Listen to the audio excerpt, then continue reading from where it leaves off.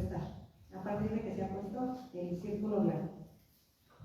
Para usted, ¿cuál es el significado de justicia? Muy buenas tardes a todos.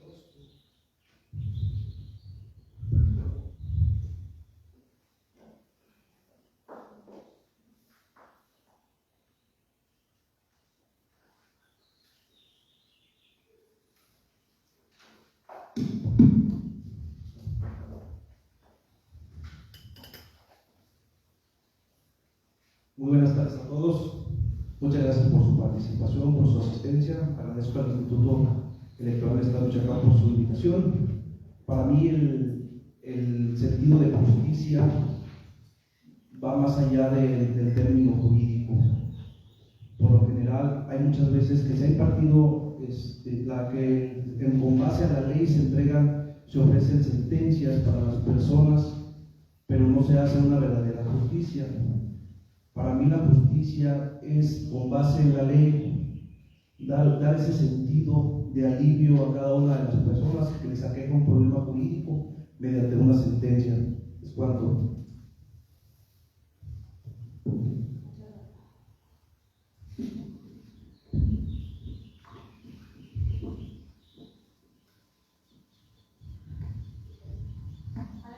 Sí. Bien, hablar de justicia es algo complejo. Quienes estudiamos derechos de la primera nos enseñan. Yo me apego mucho a la definición que tenemos del derecho romano, que es justicia es el ánimo perfecto y constante de darle a cada quien lo que le corresponde.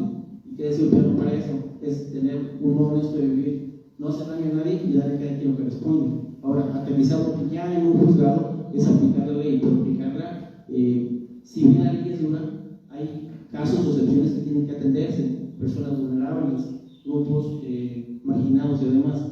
La justicia no es únicamente la ley, es la empatía, es darle a cada quien lo que le corresponde, atendiendo las circunstancias particulares de cada caso. Es todo. Muchas gracias por su respuesta, licenciado. Igual podemos dejar de usar, es lo que escuché. Dejamos de escuchar Sí. correcto.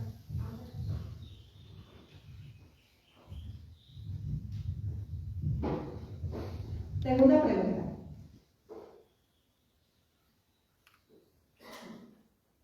Responde el licenciado René. ¿Qué valores considera indispensables que debe contar una persona juzgadora? Pues diría que la imparcialidad es algo fundamental. No podemos aspirar a ser jueces si no somos imparciales. Para eso no tenemos que tener compromisos con ningún partido político. Tenemos que tener carrera judicial, tenemos que tener la ley, conocerla, interpretarla, aplicarla. Esto es una labor de diario a diario, las leyes están evolucionando. No podemos quedarnos con lo que nos enseñaron en la licenciatura. Las leyes están evolucionando, estamos transitando un sistema de justicia oral, donde se vienen cambios en la materia civil familiar, por ejemplo. Familiar ya tiene, el Código Nacional de Procedimientos Civiles y Familiares, que se viene su implementación.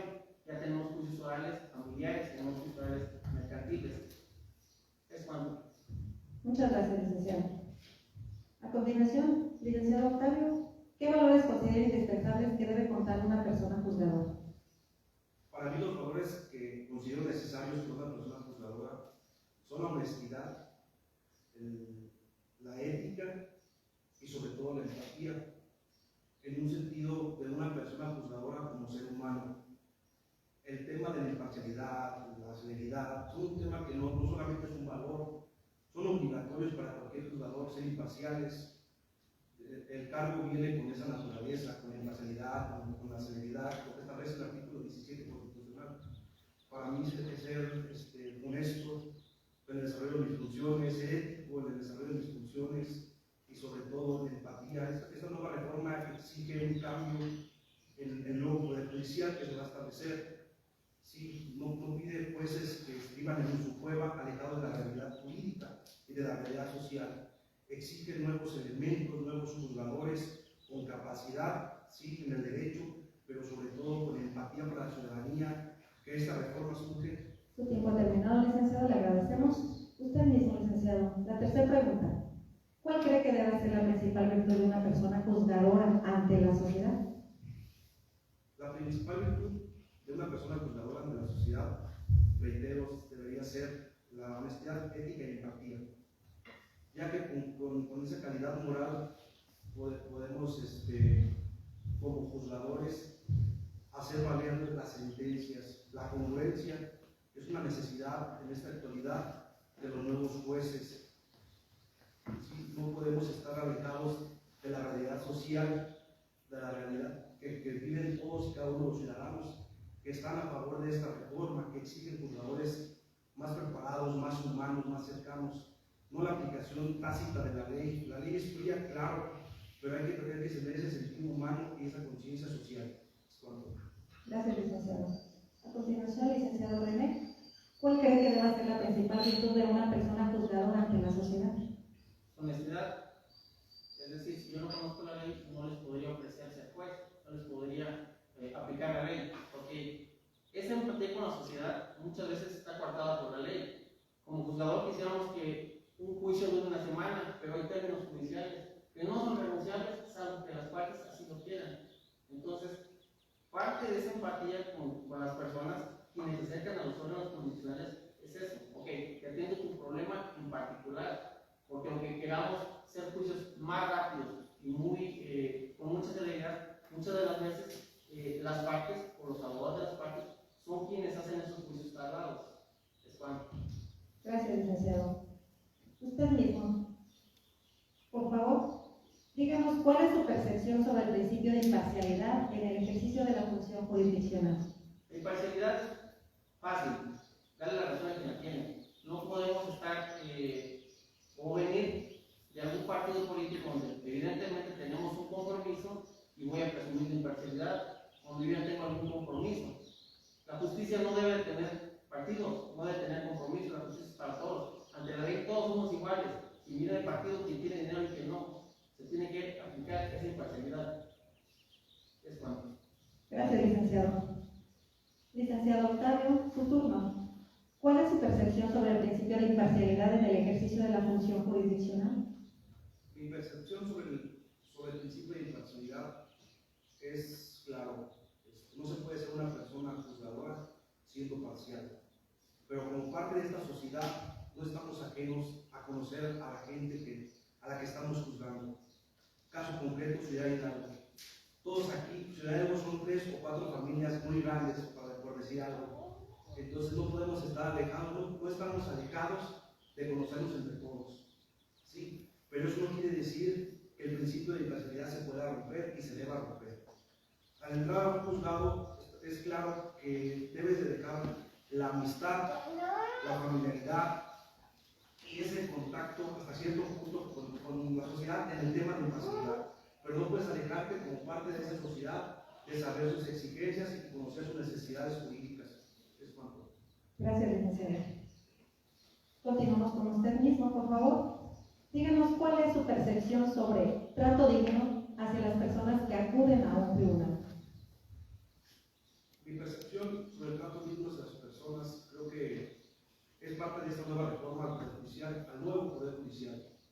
¿Sí? Anteriormente a nosotros como abogados se nos complicaba poder conocer a nuestro juez, ¿sí? Ya que vive aislado de esa burbuja de imparcialidad o amparado en ese precepto. Actualmente nosotros como personas candidatos a ocupar un cargo judicial estamos interactuando constantemente con la ciudadanía, los estamos invitando a que se acerquen, a que denuncien, a que resuelvan sus problemas mediante la ley, no como se suele resolver, ni a machetazos, ni a balazos. Estamos pidiendo que se acerquen con la ley en la mano a resolver sus necesidades jurídicas, sus situaciones jurídicas. Entonces, cuando se nos acerquen, debemos de tener esa empatía para recibirlos, ¿sí? Para orientarlos sin violar los preceptos que nos exige la Constitución y el marco normativo mexicano. Muchas gracias por su respuesta. A continuación, licenciado René, ¿cuál es su percepción sobre el trato digno hacia las personas que acuden a un tribunal? El trato digno es una garantía, es un derecho humano que está establecido en la Constitución y se le respeta. En todos los procesos jurisdiccionales se atienden las personas en cuestiones vulnerables. La misma Constitución en el artículo 1 prevé eso. Todas las autoridades en el ámbito de su competencia estamos obligados a respetar, defender y proteger los derechos humanos. Ahora, eso está en nuestras leyes. La legislación familiar, por ejemplo, siempre se va a tender a resolver, atendiendo el interés superior del menor.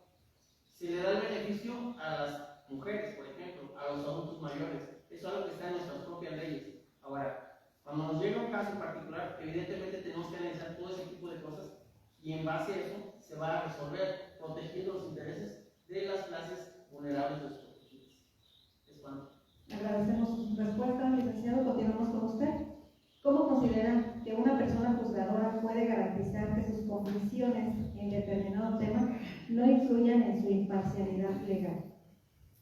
Precisamente ahorita los jueces no eran personas públicas porque hay un código de ética que se está manejando en el Poder Judicial que nos restringía demasiadas cosas, es decir, nosotros no podíamos participar en actos públicos, ir a comidas o estar con amigos, procurando siempre esa imparcialidad.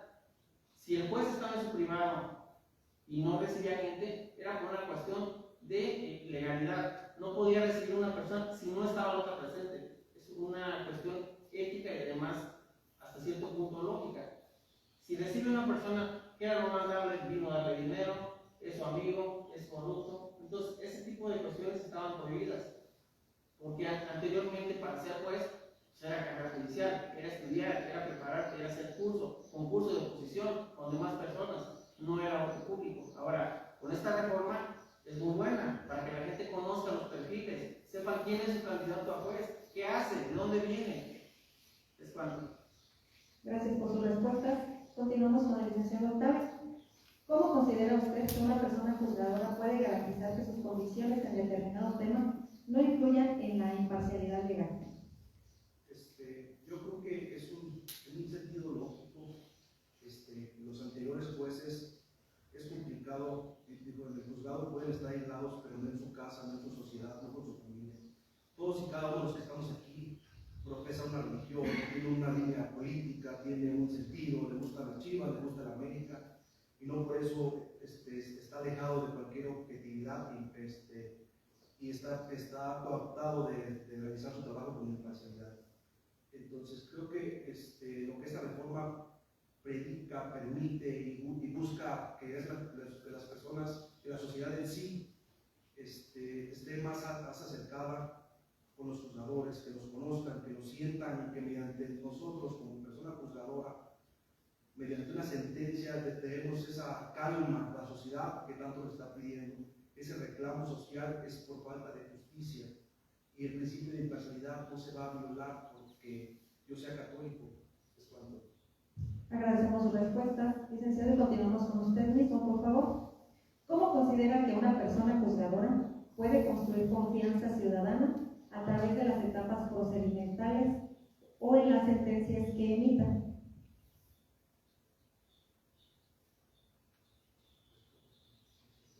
Yo creo que es claro, con base en la ley, ¿sí? Siguiendo la ley prevé una solución para todas y cada una de las cosas. Teniendo en base en la parte procedimental, se debe de estar en estricto apego a derecho y una sentencia igualmente en el mismo sentido, ¿sí? Basada de acuerdo a la ley, a la normatividad, a la jurisprudencia, y con un razonamiento lógico jurídico basado en el derecho, aplicando el derecho. Gracias por su respuesta, licenciado. Continuamos con el licenciado René. ¿Cómo considera que una persona juzgadora puede construir confianza ciudadana a través de las etapas procedimentales o en las sentencias que emita? En una de las etapas procedimentales es muy importante, en la mayoría de los juicios, diversos juicios que se llevan, está la etapa de la mediación y conciliación. En esa etapa se invita a las partes que vayan al juzgado, se sientan con el secretario y si es necesario sale el juez, donde interactúa con las partes directamente, les da la oportunidad, los escucha y si hay oportunidad para que tomen acuerdos que les permita solucionar sus asuntos. Es un trato que se tiene directo y es una etapa procedimental. Ahora, en las sentencias son congruentes, es decir, se va a tener lo que se vio en el juicio, las pruebas que se desahogaron, donde las pruebas evidentemente también participan las partes, y esa es la forma en cómo se garantiza la seguridad jurídica de las personas. Gracias por su respuesta, licenciado. Continuamos con usted mismo, licenciado. ¿De qué forma puede la actividad de una persona juzgadora contribuir a disminuir la sensación de impunidad en la sociedad? Precisamente al emitir sentencias, hay algunas resoluciones que son complicadas de ejecutar. Es decir, se lleva un juicio, se llevan las etapas procedimentales, se concluye con el juicio, pero sigue la etapa de la ejecución de la sentencia.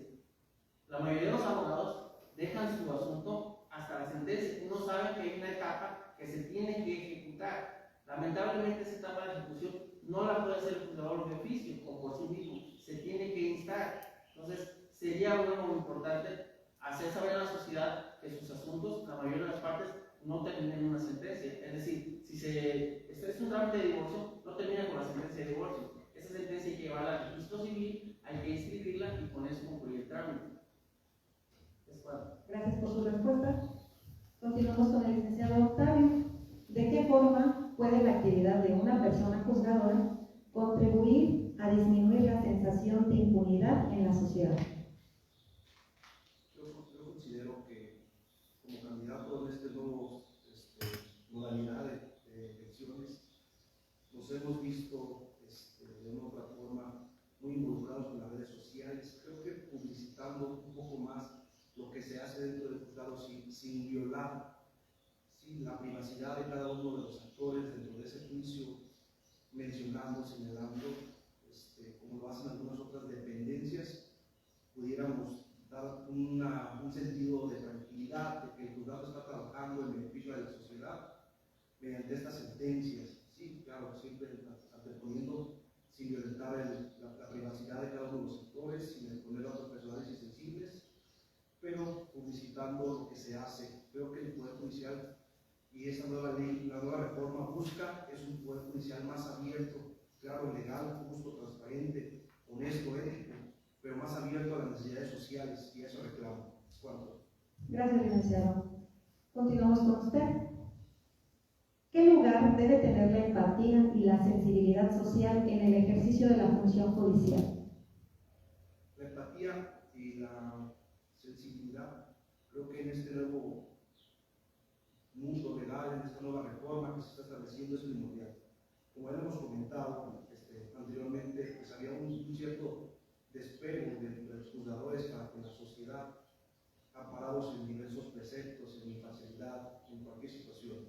Ahora, esta reforma lo que busca es precisamente eso: juzgadores más empáticos, más cercanos, más próximos a la sociedad, a atender sus denuncias, sus asuntos, sus problemas legales y jurídicos, y a ser un poquito más activos en esa sociedad a la que de verdad pertenecen. Sí, los juzgadores no viven en un palacio en las nubes, viven dentro de una sociedad, viven dentro de una ciudad, viven dentro de una comunidad, una colonia, de la cual son parte, y debemos involucrarnos activamente para solucionar a lo que es a cierta medida los problemas legales y sociales. Es cuanto. Gracias por su respuesta, licenciado. Continuamos con el licenciado René. Licenciado René, ¿qué lugar debe tener la empatía y la sensibilidad social en el ejercicio de la función judicial? Es algo muy importante porque de inicio tenemos que el juez no hace las leyes los hacen los legisladores, corresponde al juez la aplicación de esas leyes.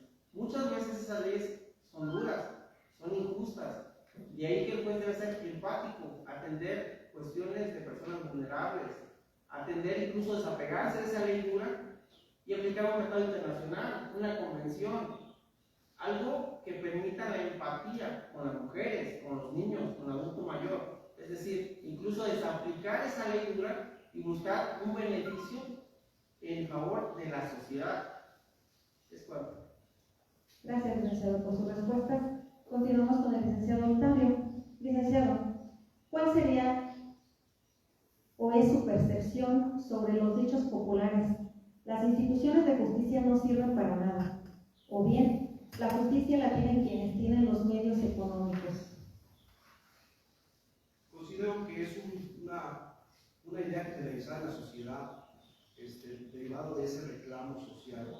Sí, lamentablemente, esta reforma surge de un reclamo de excesiva corrupción, nepotismo, tráfico de influencias, en todo lo que se busca en esta en esta reforma es, primero que nada, que los juzgadores sean conocidos por la sociedad, que lleguen los perfiles más idóneos, más capaces y sobre todo más honestos, no vinculados con el pasado. ¿Sí? Si bien es cierto, hay excelentes juzgadores, personas trabajando en la administración de la justicia, eso es cierto, pero por unos cuantos se ha manchado esa labor judicial y la sociedad exige que reclama nuevos juzgadores. ¿Sí? Por algunos han pagado todos y creo que esta reforma busca de cierta medida que enmendar ese hecho.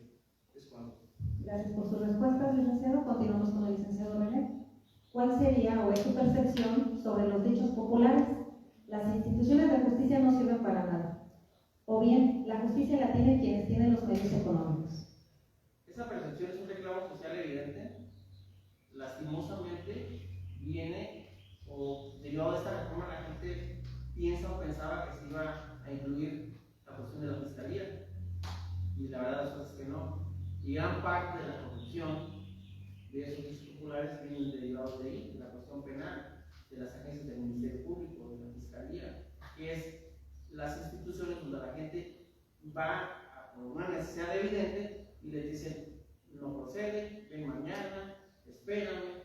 Cuando la situación es muy diferente en un juzgado, si ustedes van a un juzgado, presentan un escrito, se lo reciben en ese momento y tienen 3 días para contestarle por escrito. Entonces está un poco alejado. Ahora, esta reforma evidentemente va en contra del nepotismo. Está muy bien, sí había muchos hijos de magistrados que son jueces, había cierta corrupción para darles preferencias a ellos. En mi caso en particular no me siento incluido porque yo... Tiempo terminado, gracias licenciado. Con usted mismo, por favor, díganos cuál es su postura sobre el rezago judicial. ¿Lo considera una falla estructural o una corresponsabilidad de las personas operadoras? Es una responsabilidad compartida, porque si bien el órgano funcional, los juzgados en general, están rezagados de trabajo, muchas de las veces también es por parte de los abogados. ¿Por qué? Agarran un asunto, le cobran a la persona, le dicen ya que lo terminé y lo dejan a medias, lo dejan inconcluso, y el asunto, si no lo instan, se queda ahí. Incluso está la figura procesal en materia civil y o mercantil de caducidad de la instancia, es decir, si no instas, pues va para atrás y no tiene los efectos como si no se hubiera presentado. Es una responsabilidad compartida. ¿Hay rezago judicial? Sí, hay mucho trabajo, hay poco personal. No obstante, los términos judiciales se están cumpliendo y se están resolviendo en los términos dentro de lo que marca la escuela. Muchas gracias, licenciado. Continuamos con el licenciado Octavio. Por favor, indíquenos cuál es su postura sobre el rezago judicial. ¿Lo considera una falla estructural o una corresponsabilidad de las personas operadoras? Considero que el rezago judicial va de la mano en lo estructural, en lo administrativo, en lo financiero, en los mismos operadores y también un tanto cuanto de los abogados litigantes. En ese sentido, cuando sienten que va a llegar la caducidad, pues, la activan presentando un escrito o algo y lo que hace es aplazar los asuntos. Pero creo que la falla principal es por la falta de recursos materiales, humanos y sobre todo también, a grandes rasgos, los operadores de la Administración de Justicia. Gracias, licenciado, por sus respuestas. Continuamos con usted también, por favor. ¿Cuál considera que sea el papel de una persona juzgadora en la promoción de una cultura de legalidad y respeto a los derechos humanos? En este nuevo Poder Judicial creo que lo que esta campaña lo que nos está permitiendo es precisamente eso. El trabajo que nosotros hemos realizado, que yo he realizado en las comunidades, en la sociedad, que me ha abierto las puertas de escucharme y escucharlos en cada uno de sus reclamos, ha sido eso, invitarlos a participar en la elección, invitarlos a que sus asuntos sean ventilados mediante la ley, con apego a la denuncia, al apego a la ley, acercarse con las autoridades administrativas de los niveles de gobierno correspondientes. Creo que el papel de un juzgador en este nuevo Poder Judicial es primordial porque debe servir como un ejemplo congruente en lo que hace, en lo que dice y en lo que sentencia. Es cuanto. Gracias, licenciado. Continuamos con el licenciado René. ¿Cuál que sea el papel de una persona juzgadora en la promoción de una cultura de legalidad y respeto a los derechos humanos. Es algo constitucional, no es algo potestativo del juzgador, es una obligación que está en la Constitución, por primero. ¿Cómo lo puede hacer? Emitiendo resoluciones justas, conforme a lo que se ventiló, atendiendo todos los medios de prueba que se prestan, escuchar a las partes, se les da la oportunidad, como mencioné hace un momento, una etapa de conciliación, de que las partes se acerquen a ambas partes y platiquen en presencia del juez. Muchas de las veces no se hace uso de ese derecho, pero el juez debe, con sus sentencias, que son congruentes y son legales, garantiza y promueve esos derechos humanos. Muchas gracias, licenciado. Continuamos con usted, por favor. ¿Qué opina del lenguaje técnico-jurídico de las sentencias? ¿Deberían las personas juzgadoras optar por la simplificación o la utilización de un lenguaje ciudadano? Se ha estado trabajando en los últimos años en ello. De hecho, se han emitido resoluciones que son para personas con capacidades diferentes de fácil lectura, se les llama. Pero además de eso, cada vez son menos los tecnicismos que se utilizan. No obstante, es imposible dejar de utilizarlos porque la misma ley lo marca. Es decir, recordemos que las sentencias deben de estar fundadas y motivadas. Y en la parte de la motivación, por ahí todavía seguimos utilizando algunas cuestiones legales. Ya no tantos tecnicismos. La idea es que una sentencia la pueda leer cualquier persona. Gracias, licenciado. Continuamos con el licenciado Octavio. ¿Qué opina del lenguaje técnico-jurídico de las sentencias? ¿Deberían las personas juzgadoras optar por la simplificación o la utilización de un lenguaje ciudadano? Yo considero que hasta cierto punto el lenguaje técnico-jurídico es bueno, ya que se está tratando de una actividad de la Administración de Justicia, ¿sí? Pero se pudiera mejorar haciéndolas un poquito más digeribles para cualquier persona. No es cierto que para acceder a la Administración de Justicia se requiere tener una cédula de licenciado en Derecho, pero también es cierto que la Administración de Justicia es un derecho de todos y todos debemos de conocer, ¿sí? Todas esas sentencias que nos ha dictado un juzgador, y por tal motivo debe estar escrito en un lenguaje que pueda ser percibido por todos, un lenguaje cotidiano común, ¿sí? Para evitar engaños y para evitar explicaciones alejadas de la esencia de esa propia sentencia. Gracias, licenciado, por sus respuestas. Por favor, díganos si considera usted que la percepción ciudadana de que la justicia es inaccesible es correcta o es una percepción equivocada. Yo como parte de la sociedad, esa percepción considero que está generalizada y fundamentada hasta cierto punto. Si bien es cierto, la Administración de Justicia establece la ley, es gratuita, es imparcial, acceder a ese beneficio, pues muchas veces es muy caro para cualquier persona, para una persona común, una persona de la sociedad. Se requieren recursos para contratar abogados. Si bien es cierto, existen mecanismos que otorga el Estado, como defensores públicos, como instituciones asistenciales a las cuales puede uno atenderse, también han sido parte de ese desprestigio, ¿sí? Por parte de la sociedad en general, en que son ineficaces. Entonces considero que de una u otra forma esa idea es real y sí está arraigada en la sociedad actual. Muchas gracias, licenciado. Continuamos con el licenciado René. Por favor, díganos, ¿considera que la percepción ciudadana de que la justicia es inaccesible es correcta o es una percepción equivocada? Yo creo que es una percepción equivocada. Quienes han acudido a juzgados en materia civil, sus asuntos se les han sido resueltos. Lamentablemente tenemos algunas limitaciones. Nosotros como juzgados no podemos orientar de qué trámite tienen que hacer. En efecto, tenemos que canalizarlos a dependencias, bien el Instituto de la Mujer, bien de Defensoría Pública, para que les auxilien a llevar esos trámites. No obstante, también existen procedimientos donde basta con que vayan por simple comparecencia, se les toma su comparecencia y se les ayuda. Un ejemplo muy claro son las órdenes de protección que se dan a las mujeres. Entonces, No creo que la percepción sea la correcta. Sin embargo, la mayor parte de la sociedad tiene esa idea de que la justicia es para quien tiene dinero, cuando la verdad de las cosas es que no. Ante la justicia somos iguales todos. Gracias por su respuesta, licenciado. Continuamos con usted mismo. Díganos, por favor, ¿cuál es su punto de vista sobre juzgar con perspectiva de género?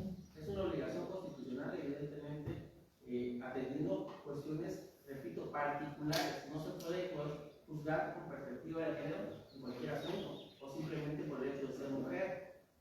Puede ser, no sé, una cuestión familiar, donde la mujer puede tener un mejor ingreso, un mejor perfil, una mejor carrera que el marido. Ahí no aplicaría perspectiva de género. No obstante, si existe la obligación y se realiza exhaustivamente en los trámites de resoluciones, atendiendo casos particulares. Agradecemos su respuesta, licenciado. Continuamos con el licenciado Octavio. Díganos, por favor, ¿cuál es su punto de vista sobre juzgar con perspectiva de género? En lo personal, pues, mi punto de vista es de acuerdo con lo establecido en la ley. Es una obligación de los juzgadores juzgar de esa manera, con perspectiva de acuerdo, siempre y cuando tomando en consideraciones todas estas situaciones, todas esas condiciones que deben de prevalecer para que se haga ese análisis, para que se juzgue con base en perspectiva de género. Es cierto, como lo indica, no el simple hecho de ser mujer no te permite acceder a ser juzgado con perspectiva de género. Deben de reunirse ciertas condiciones establecidas y previstas por ese marco normativo para juzgarse de esa manera. Es cuanto. Gracias por su respuesta, licenciado. Continuamos con el licenciado René. ¿Cuáles son los factores que desde su óptica se considera que entorpecen, cuál es su punto de vista sobre juzgar con perspectiva de género? ¿Cuál es su punto de vista sobre juzgar con...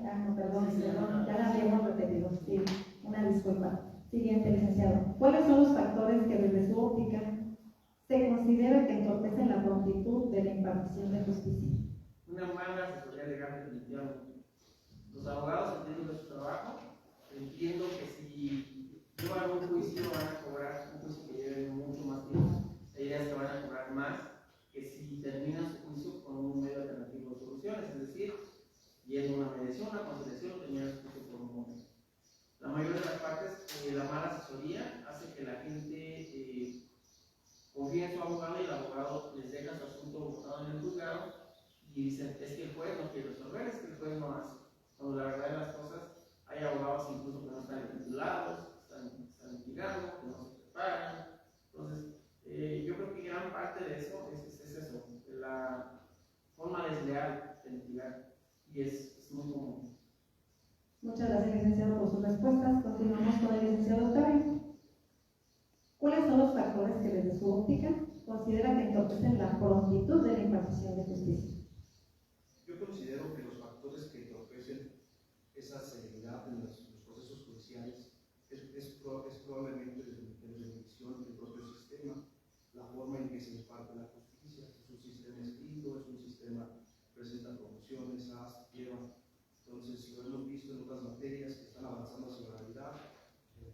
La materia civil no es excepción, creo va para allá, nuevo sistema Código Nacional de Procedimientos Civiles y Familiares que busca en gran medida atender ese problema. Creo que es el sistema en sí el que es lento, y con una reforma estructural, una nueva reforma en la norma de impacto de justicia, creo que se va por buen camino. Muchas gracias, licenciado. Usted mismo, por favor, díganos cuál es el equilibrio entre rapidez y profundidad en el análisis de un caso. ¿Qué pesa más para usted?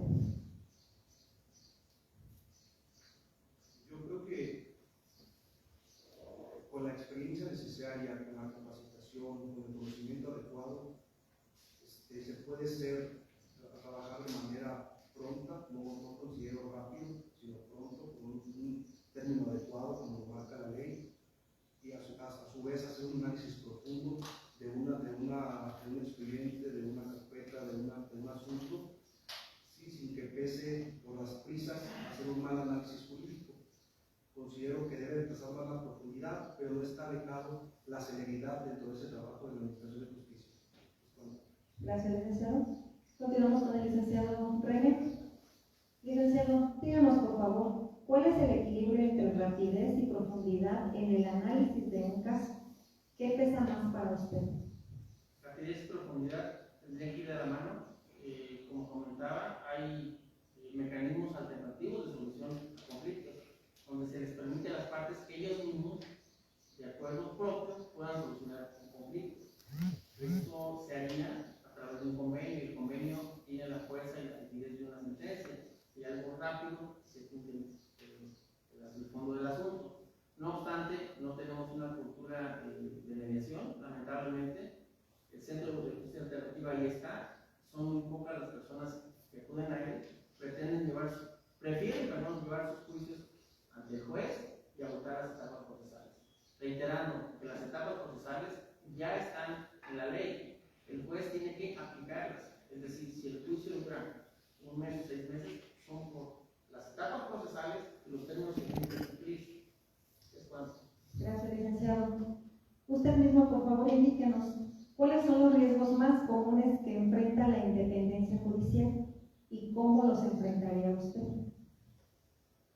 Yo creo que la independencia judicial no corre riesgos, por el contrario, la independencia judicial es algo muy sano, es un equilibrio entre poderes, hablando de los 3 poderes. No obstante, esta reforma judicial pretende que los juzgadores sean, o más bien serán, a voto popular. Sin embargo, hay mucha desinformación, no se han hecho las campañas para dar a conocer la elección, los candidatos, el perfil de cada candidato. Es muy difícil que una persona entre a un micrositio para ver los diferentes perfiles. Sin embargo, yo creo que la independencia judicial debe prevalecer, debe ocupar el cargo de juez quien tenga el mejor perfil y la mejor carrera judicial.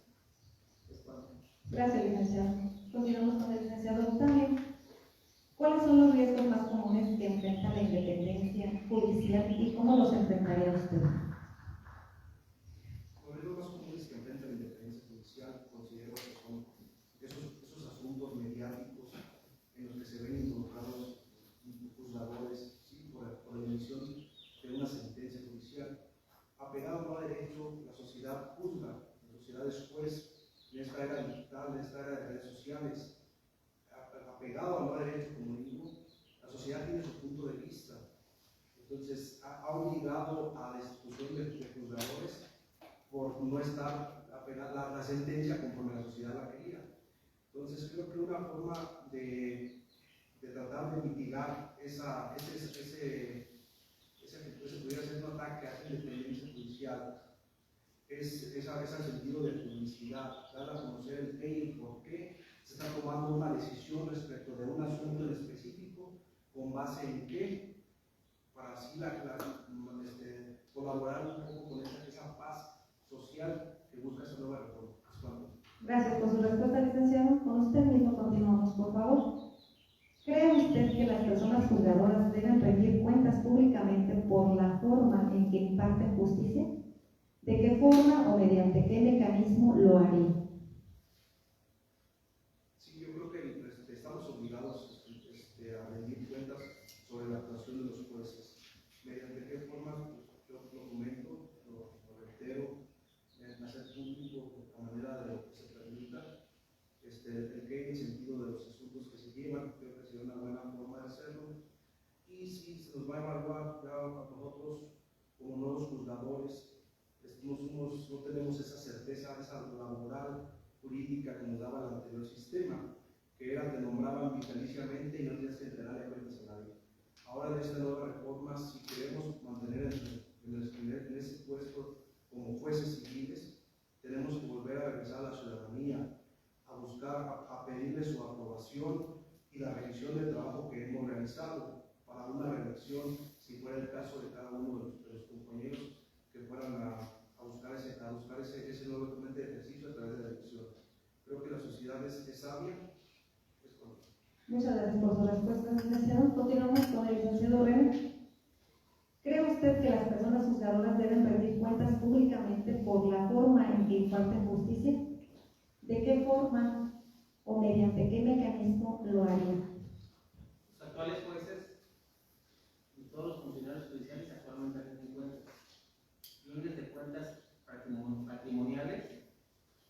rinden informes estadísticos, cuántas sentencias se emiten, en qué sentido se emiten, se están teniendo cuentas de manera constante, pero lamentablemente pues, la sociedad no es algo que esté tenga mucho de conocimiento y demás. Sin embargo, las cuentas se rinden, cuánto ganó un juez, cuántas sentencias sacó, cuántas fueron favorables, cuántas no, cuántos asuntos lleva en el juzgado, cuánto le ingresó, cuánto se resolvió. Son cuentas en general. Ahora, un juez, anteriormente, no son vitalicios, los jueces duran 3 años en el encargo y cada 3 años se les evalúa. Si son aptos para el cargo, continúan otros 3 años, es decir, son por periodos de 3 años, no son vitalicios y son elegidos mediante concurso de oposición. ¿Sí? Es cuando. Muchas gracias por su respuesta, licenciado. Con ello hemos terminado esta primera ronda de preguntas y respuestas. Si alguno de los candidatos aquí presentes tuvieran o quisieran hacer uso de su tiempo para hacer alguna aportación, lo pueden solicitar. Muy bien, adelante, licenciado René. La pregunta es sobre la independencia judicial. Yo creo que la independencia judicial debemos tenerla que prevalecer, salir a votar y ser empático en eso. No podemos estar eligiendo jueces que vienen de un partido político. Se rompe la imparcialidad, se rompe la honestidad, ya no habría equilibrio procesal entre partes. Hace rato también se me terminó el tiempo para la cuestión del nepotismo. Sí, sí existe el nepotismo en el Poder Judicial, como existe en todas partes, estamos en México. No obstante, yo como llegué a mi cargo, yo estudié, me preparé, fui meritor, después hice mi curso, estuve en diferentes juzgados, haciendo cursos y concursos hasta llegar a secretario. ¿Cómo llegué a secretario aquí en Hidalgo? Por la misma estructura del curso y concurso y oposición. Es cuanto. Gracias, licenciado. A continuación, procederemos a realizar la segunda ronda de preguntas. Son preguntas técnicas acerca de la profesión y el desempeño en la judicatura de un juez. Contarán con el tiempo de 1 minuto para la contestación. En cuanto termine la intervención de uno de ustedes, iniciará el otro de forma inmediata, sin necesidad de repetir la pregunta. Si así ustedes lo consideran y no fue clara dicha pregunta, pueden solicitar que se les repita y con gusto se hará. Segunda ronda, preguntas técnicas. Empezamos con el licenciado Octavio. 1 minuto para contestar. Señale cuando menos 3 medios preparatorios a juicio que contempla la legislación procesal civil local. Sí, 3 medios preparatorios a juicio serían, ¿cómo se llama? La legitimación de las partes, ¿sí? la procedencia de la acción, de la vía y la capacidad. Adelante, licenciado. Podemos poner el arraigo de una persona que no se ausente de un lugar, atendiendo el procedimiento, el arraigo, el embargo de una cosa, es decir, el litigio está en una propiedad, para que no se venda o salga del patrimonio, pedir que se embargue, que no haga actos relativos. En materia civil, otra que se me pudiera ocurrir es una rendición de cuentas. Antes de que inicie un juicio, tenemos una sociedad y yo pedí una rendición de cuentas. ¿Es cuándo? Muchas gracias. Segunda pregunta. Si se presenta una demanda irregular, oscura e incompleta, ¿qué procede? Licenciado Octavio, por favor. Una prevención, se dice una prevención al vigilante para que determine lo que marca la ley, revise una solvente los judiciales de demanda, ¿cómo se llama? Lo que se está previendo por oscuridad o por la persona. Gracias. Adelante, licenciado. Voy a contestar 2 cuestiones. La primera es ya prevenirlo en efecto, señalándole los errores o defectos que tiene y dándole el término de 3 días para que cumpla.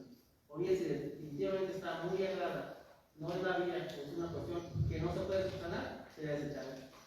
Gracias por sus respuestas. Continuamos con la siguiente pregunta. Licenciado Octavio, señale y explique una condición especial relacionada con la titularidad del derecho de vital importancia para la procedencia de cualquier acción en materia civil. Claro que sí.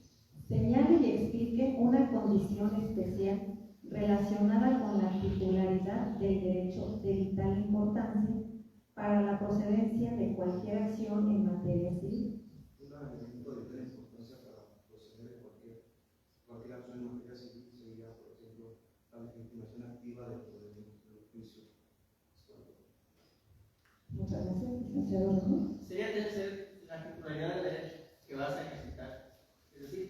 legitimación en el proceso. Tengo un derecho y como consecuencia quiero hacerlo valer. Derecho de propiedad, no sé. Gracias, licenciado. Continuamos con la pregunta número 4. Licenciado Octavio, ¿qué tiene que acreditar una persona como condición especial para la procedencia de su acción cuando lo que pretende es la rescisión de un contrato de compraventa por falta de pago del precio de la operación, cuando las partes contratantes no señalaron lugar ni fecha de pago? Se tiene que demostrar en ese sentido, en ese contrato que no se estableció lugar y fecha de pago, que atiende a un principio de jurisdicción, donde los lugares donde tienen habitualmente su domicilio nunca reside. Muchas gracias, licenciado. Adelante, por favor. Dependiendo de la rescisión, entenderíamos que lo que se busca es que las cosas vuelvan al estado que guardaban hasta antes de ese contrato. Luego, si el contrato es imperfecto y le falta fecha o lugar de pago, tendríamos que atender las reglas generales. Hacer una acción personal, tendríamos que atender el domicilio de los contratantes. Muchas gracias. Gracias. Continuamos con la segunda pregunta, licenciado Octavio. ¿Cuándo debe considerarse perfecto un contrato de compraventa? Cuando cumple los requisitos establecidos por el Código Civil del Estado de Michoacán. Licenciado René. Desde el momento de la aceptación en el trato, es decir, me vendes algo y te lo compro. En ese momento se perfecciona la compraventa. Gracias, licenciado. Continuamos con la sexta pregunta. Licenciado Octavio, ¿cuáles son los requisitos para que prospere una violación procesal analizable en sentencia definitiva? Los requisitos es que muchas violaciones se encuentren previstas en la legislación, aplicarle a cada uno de los casos. Licenciado René, por favor. Tendría que ser uno de los presupuestos procesales, atendiendo que los presupuestos procesales son aquellos requisitos y o condiciones indispensables para la emisión de una sentencia. Es decir, falta de personalidad, personería, la vía, el tratamiento, aquellas cuestiones que si no fueron atendidas en el momento procesal, no obstante el juez tiene la obligación incluso de hacerlo de oficio, es decir, subsanar, es decir, hubo incumplimiento en este presupuesto procesal y como consecuencia vamos a reponer el procedimiento. ¿Es cuánto? Muchas gracias, licenciado. Continuamos con la séptima pregunta. Licenciado Octavio, díganos por favor, ¿cuáles son los principios que rigen el juicio oral mercantil? Los principios de publicidad, de celeridad, de la instancia y descuento. Licenciado René. Publicidad, las audiencias son públicas. Continuidad, después de que cada etapa se vaya desarrollando de forma continua subsecuente. Concentración, la mayor cantidad de actos posibles tiene que hacerse en una misma audiencia. Continuidad, creo que ya la dije. Y el juez tiene la facultad o tiene la obligación de llevar a cabo el desarrollo de la audiencia. Muchas gracias por su respuesta. Octava y última pregunta técnica. Licenciado Octavio, ¿cuál es el objeto de la audiencia preliminar en el juicio oral mercantil? El objeto de la audiencia en el juicio oral mercantil es conocer el sentido de las pretensiones de cada uno del autor y dar la apertura al demandador. Licenciado René, por favor. Es una audiencia que permite o va a ser una parte de depuración del procedimiento, donde inicialmente se va a iniciar la litis, el actor va a decir su acción o pretensiones, el demandado va a hacer varias de sus excepciones, como consecuencia, enseguida va a haber una etapa de conciliación, en su caso va a haber una etapa posterior de sanción del convenio si lo hubiera, después se va a los acuerdos sobre hechos controvertidos y no controvertidos, tratando de depurar el procedimiento precisamente para determinar nada más cuáles son los puntos controvertidos, y virtud de ellos sería la siguiente etapa, que sería la admisión y preparación de pruebas para el desahogo de la audiencia del juicio. De hecho, lo anterior, previo a la conclusión, se citaría para la audiencia del juicio, la cual tiene que ser dentro de los días siguientes. Agradecemos a ambos sus respuestas en este foro de debate. posturas aquí indicadas. Hemos cerrado con estas preguntas la segunda ronda de participación. A continuación, dejaremos el uso de la voz a cada uno de los candidatos para que en el término de 2 minutos manifiesten su postura o nos expresen por qué, quiénes son juzgadores y qué pueden ofertar al sistema judicial. Empezamos con el licenciado René. Claro que sí. Primero que nada, gracias por acompañarnos. ¿Por qué aspiro a ser juez? Porque desde que salí de la licenciatura ingresé al Poder Judicial, ingresé por carrera judicial, la experiencia la tengo y no es de un día a otro. Son 15 años que he venido trabajando en esto, me he venido preparando, he estado estudiando. Simplemente aquí en el distrito tengo 7 años ya de secretario de acuerdos, hacer de su conocimiento. El secretario de acuerdos, cuando falta el juez, quien lo suple, es su secretario de acuerdos. Estuve de Cualcomán, de secretario de acuerdos, estuvo un juez que se ausentó 3 meses y me tocó actuar como encargado del despacho. ¿Esto qué es? Hacía las funciones del juez. Yo llegué a emitir sentencias, llegué a desahogar incluso audiencias. Entonces no es algo nuevo o algo que quiera improvisar. Como candidato a juez, son muy pocas las cosas que podemos prometer u ofrecer. Legalidad, imparcialidad, justicia justa y sin ningún compromiso hacia ningún grupo o sector. Es decir, repito, ante la ley somos iguales y tenemos el mismo derecho. A mí no me van a hablar por teléfono para decirme, ahí te va mi compadre y darle camino. No, eso en los juzgados no va a pasar. De ahí mi lema, justicia sin partidos. Es cuanto. Muchas gracias, licenciado. A continuación tenemos el uso de la voz al licenciado Octavio. Tiene 2 minutos para que usted nos pueda expresar el por qué quiere ser juez, cuáles son sus aportaciones al sistema judicial. Adelante, licenciado. Mi pretensión de la candidatura a juzgado civil basta de toma como base durante mi ejercicio como licenciado en Derecho, en área de legislación, me he dado cuenta, he estado muy cerca de las personas más vulnerables, de sus necesidades, de sus privaciones y de aquellas situaciones que los aquejan en sus contextos sociales. Esa precariedad del acceso a la justicia, esa precariedad de ser escuchados, oídos, de eso nace mi necesidad,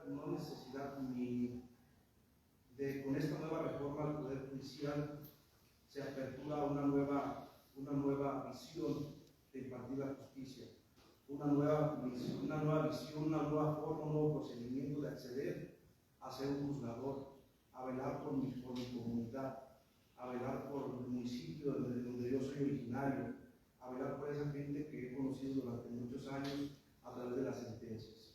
Como juzgador no puedo prometer nada más que lo que establece el artículo 17 constitucional, ¿sí? Lo que establecen las leyes, los códigos, todo el marco normativo del sistema jurídico mexicano. ¿Sí? Mentiríamos si pudiéramos ofertarles algo, ¿sí? Pero creo que estoy convencido que no se necesita repetir la ley como perico para ser un buen juzgador. Se necesita tener convicción, se necesita tener valores, se necesita tener ética, ¿sí? Para realizar un excelente trabajo como juzgador. Por eso soy candidato a juzgado segundo civil y por eso estoy convencido de que voy a ganar este 1 de julio. Muchas gracias a ambos por sus respuestas. Pues siguiendo el orden de nuestro programa de este foro, no nos queda más que cerrar este evento que es importante sumamente para todos los ciudadanos en específico y sobre todo pues agradecer al Instituto Electoral de Michoacán que hace este tipo de eventos para que la ciudadanía esté informada acerca de cada uno de los candidatos, conozca su trayectoria, sepa quiénes son, de viva voz que ellos expresen el por qué, para qué quiere ser juez en esta nueva reforma que tenemos.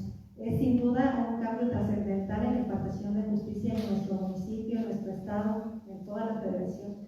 El 1 de junio vamos a tomar una decisión muy importante porque finalmente ellos son los que van a resolver las cuestiones cotidianas de cada uno de los justiciables, de todos nosotros. Y evidentemente la sociedad está sedienta de esa justicia social. Cerramos este debate agradeciendo sinceramente la participación de cada uno de los candidatos que hoy nos hicieron el favor de acompañarnos, que nos ofrecieron una muestra de su preparación, de su experiencia y de su compromiso con la justicia. Escuchar sus propuestas, sus perspectivas, nos permite conocer mejor a quienes aspiran a ocupar un cargo tan importante para la vida cotidiana de muchas personas. La función de un juez civil no solo es aplicar la ley, sino también hacerlo con responsabilidad, con imparcialidad, con sensibilidad humana. Por eso, espacios como este son valiosos, nos acercan al proceso de selección y nos permiten ejercer como sociedad un papel más activo y vigilante. A todas las personas que nos acompañaron, a todos ustedes, de manera presencial o a la distancia, les agradecemos su interés y su participación. El hecho de fortalecer la justicia es tarea de todos, y este es un foro con el que se pretende dar paso en este camino. El iniciar, el conocer, el tener la información de todos ellos nos permite hacer una buena elección. Les invitamos a seguir atentos al proceso y a continuar construyendo desde cada espacio una comunidad más justa, más informada y más participativa. Por su atención, por la participación de los compañeros de los candidatos aquí presentes, pues muchas gracias. Démosles un fuerte aplauso.